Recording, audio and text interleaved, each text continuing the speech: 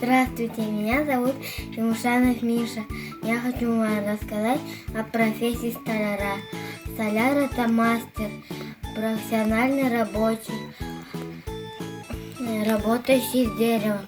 Он занимается столярными работами, изготовлением сложной мебели, дверей и окон. В наших домах и квартирах есть столы и стулья, кровати и тумбочки, шкафы и полки. Все эти вещи делает столяр. Основное место работы столяра – столярный верстак.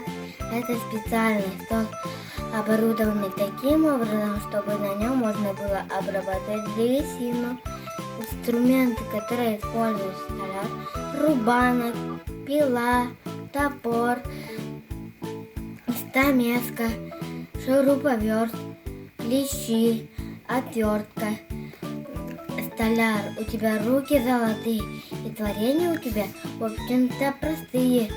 Стулья, полки и столбы всем всегда нужны, потому мы столяров уважать должны.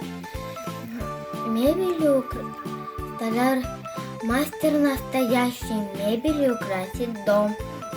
Будет нам уютно в нем, новой мебелью блестящей.